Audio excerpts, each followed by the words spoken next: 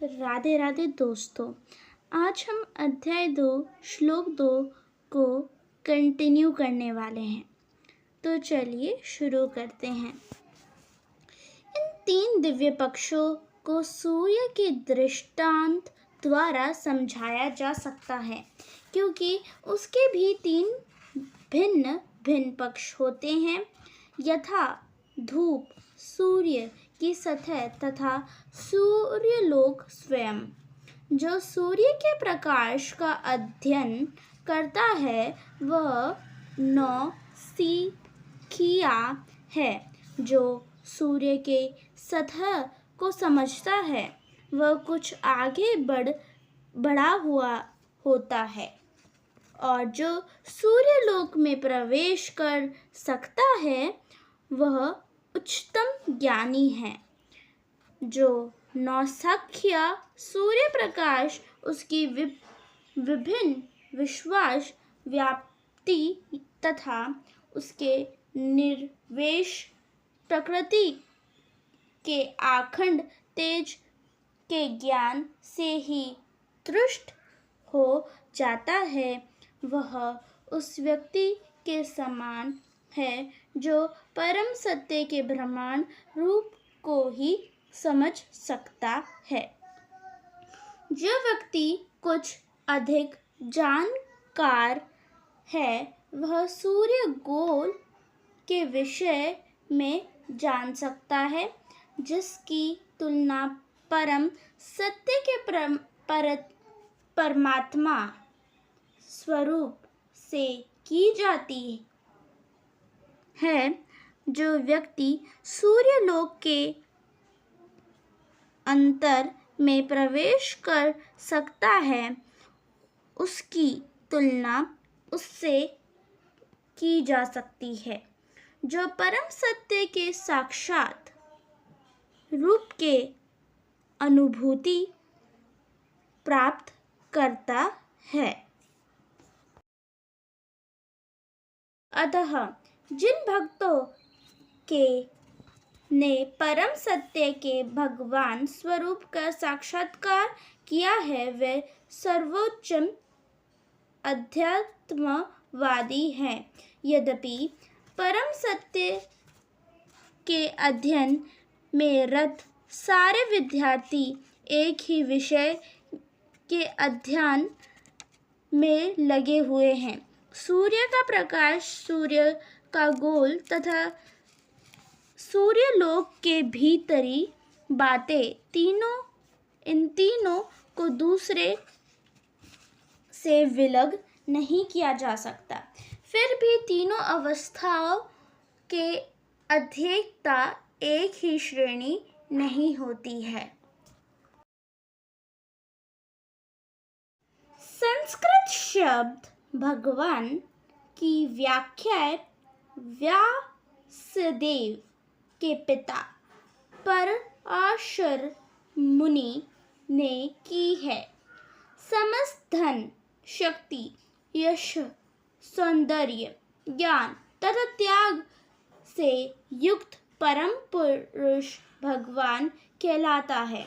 ऐसे अनेक व्यक्ति हैं जो अत्यंत धनी हैं, अत्यंत शक्तिमान हैं, अत्यंत सुंदर है और अत्यंत विख्यात है, विद्वान तथा विरक्त भी हैं, किंतु कोई साधिकार नहीं कह सकता कि उसके पास सारा धन, शक्ति आदि एकमात्र कृष्ण ही ऐसा दावा कृष्ण के समान पूर्ण ऐश्वर्य नहीं है। अतः ब्रह्म संहिता में स्वयं ब्राह्मण जी का निर्णय है कि श्री कृष्ण स्वयं भगवान हैं, ना तो कोई उनके तुल्य है ना उनसे बढ़कर है। वे आदि स्वामी या भगवान हैं, गोविंद रूप में जाने जाते हैं और समस्त कारणों में परम कारण हैं। ईश्वर परम कृष्ण सच्चिदानंद विग्रह अनाद्रि द्विगोविन्दे सर्वकारकारिणम्। ऐसे अनेक पुरुष हैं जो भगवान के गुण से युक्त है, किंतु कृष्ण परम है, क्योंकि उनसे बढ़कर कोई नहीं है। वे परम पुरुष है और उनका शरीर सच्चिदानंद है। वे आदि भगवान गोविंद है और समस्त कारणों के कारण हैं। भगवान में भी भगवान के नाना अवतार की सूची है, किंतु कृष्ण को आदि भगवान बताया गया है, जिनसे अनेकानेक अवतार तथा ईश्वर विस्तार करते हैं। यहाँ पर वर्णित सारे अवतार की सूचियाँ या तो भगवान के अंश कलाओं अथवा पूर्ण कलाओं की ही है, किंतु कृष्ण तो स्वयं भगवान है। एते चंशकाला पुंस कृष्ण सेतु भगवान स्वयं इंद्र व्याकुल लोके मृण्ड योगे युगे। अतः कृष्ण आदि भगवान परम सत्य परात्मा तथा निर्वेश ब्रह्म दोनों के उद्गम है। भगवान की उपस्थिति में अर्जुन द्वारा स्वजनों के लिए श्लोक करना सर्वथा अशोभनीय है। अतः कृष्ण ने कूत शब्द से अपना ऐश्वर्य व्यक्त किया है।